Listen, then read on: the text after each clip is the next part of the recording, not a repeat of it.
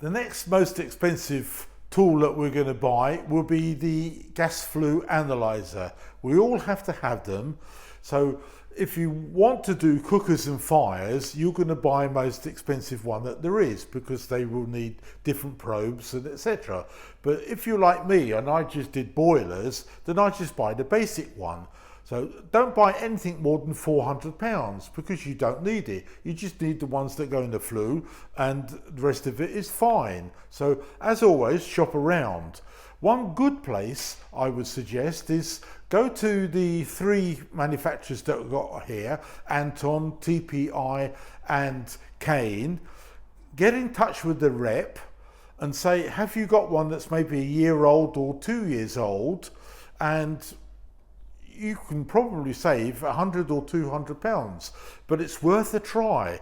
Talk to the reps, see what they've got on offer, because they may say, oh, there's a merchant over there and he's got a couple on his shelf, and you know, twist his arm and say, right, I don't want to pay 400, will you take 200 for it?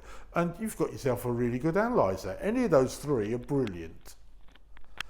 When it comes to hand tools, our screwdrivers, spanners, adjustables, etc., I tend to find, and what I always do is buy the set. And as you can see here on the screwdrivers, I've got 1 or 2 handles and interchangeable fronts, because you can only use one at a time, and they're quite often a lot cheaper and higher quality. Don't forget, the overall ride of every electrical tool has to be category 3, 600 volts. You'll see that on tools, and you'll see that here on multimeters. And don't buy any tool that isn't in that category 3, and I'll show you that cutout why, and it's because it's up to a standard that we have to use for our safety.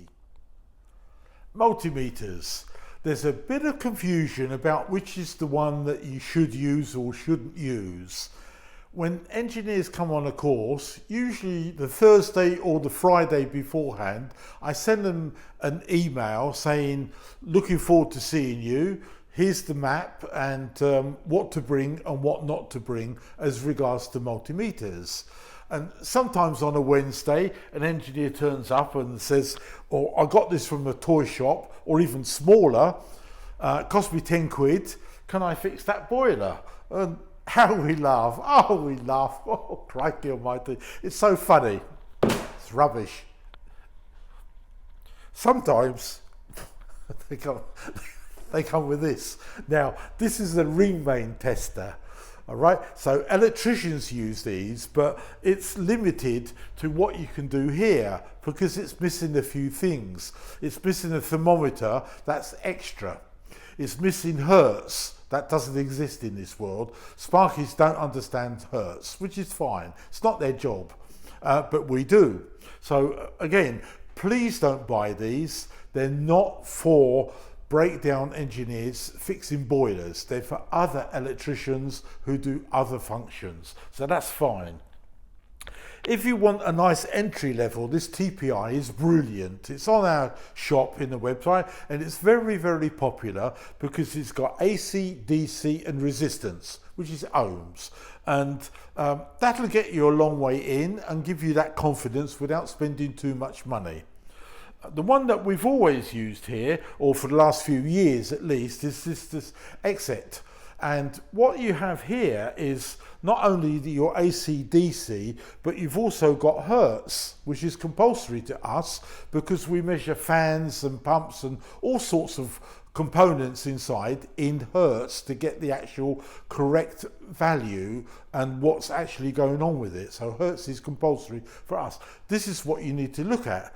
But as well as that, we have to have a thermometer, which here comes included, because we have to test the domestic heat exchanger, the secondary plate-to-plate one. We can balance systems with this, and we can do all of it with 1 meter. And again, this is available on our website and also here on the day of the course. So very, very popular. This is the sort of multimeter you need. Another testing tool is of course our proving kit, which is now basically compulsory or highly recommended, because you have to prove that the boiler is dead and off for safety reasons. And I will do a video of how to use a multimeter, which is coming up, but you need to understand that there's a stage that you have to go through, as we saw with a van or tools, and now we're on to multimeters, so you can get the right tools and learn how to use it. So I'm definitely going to do a video of how to test it using a multimeter. Talking of that, the best multimeters you can find are Fluke. They're American, but quite often handmade in China. And here's my old British Gas one, and this is 40 years plus years, and it's brilliant. It gets calibrated every couple of years or so, and this will last basically forever. My great grandchild is going to get this for his present, because that's the only way I can get rid of it. It's not worth a penny on the internet or wherever. But anyway, he's going to have that as a souvenir. He already plays with a little Toy Town meter, similar to the one I throwed away, and he tests batteries. But the Fluke is going to cost you towards £200, but it is for life. So all he wants is recalibrated, as with any other instrument, as standard. The thing that you need to look out with the Fluke is the 113, and it's known as low Z. Very snappy title, but what it really means is it's low impedance. And here's a cutaway of the 113, and you can see the low Z bit. Low impedance means it's really designed for bench work where they've got a huge transformer and they can test PCBs or radios or tellies, whatever they do. But don't use it here, because if you do a measurement from earth to live or earth to neutral, you could well trip the house circuit breakers. And they won't be happy if the telly suddenly goes off or whatever happens. Nothing good is going to happen, as I always say. Yeah? So avoid low Z, low impedance. A good multimeter is the 115. It's not the only one, but that gives you an idea that it's AC, DC, same as here. You've got positive AC, DC, ohms, buzzer. It does amps, but obviously we're not allowed to touch amps because they kill us, so we don't touch amps. There's no thermometer here either, so with Fluke quite often you have to have another thermometer, either as an adapter or as a standalone device sort of thing. So hopefully this will lend you a little bit more information about which multimeters to go for and which ones to avoid.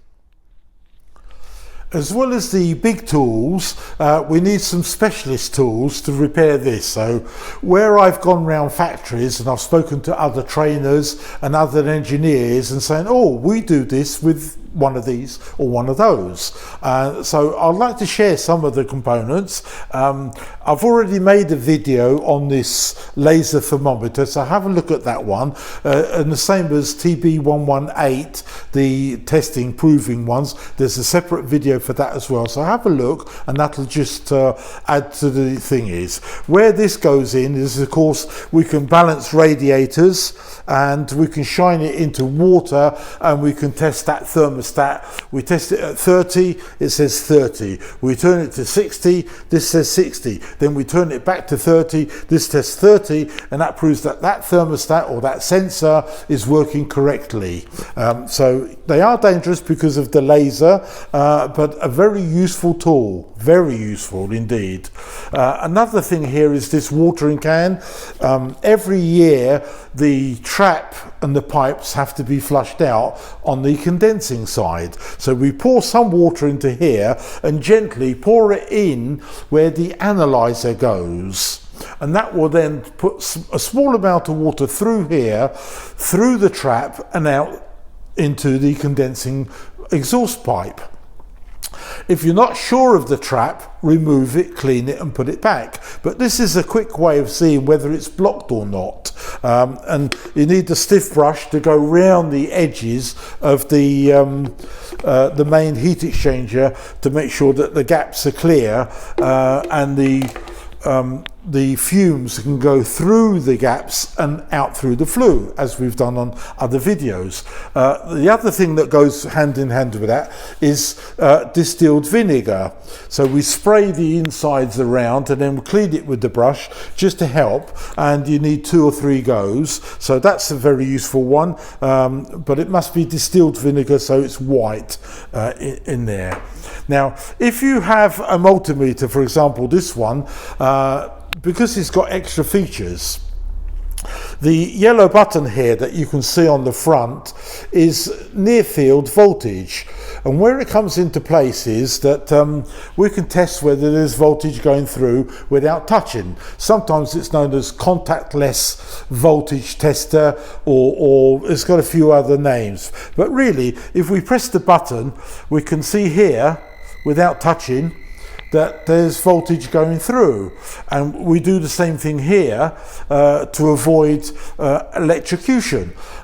We have a problem that in that consumer unit there's lots of fuses, and for example number 6 may say B for boiler, so you turn it off and you go here, and of course you have to test it. So we get this and put it in and it's still live, which proves that number 6 is not for the boiler, it's one of the other numbers in that consumer unit, and that's not unusual. If your meter doesn't have that, then this is an Anton category 3, and it does the same job, and you can see here it's lit up because there's voltage, and then we can go round it as well. And this particular one has a torch. It will do in a minute when I press it. There we are, it's got a torch. I think the batteries are going, but anyway, so this is an Anton one.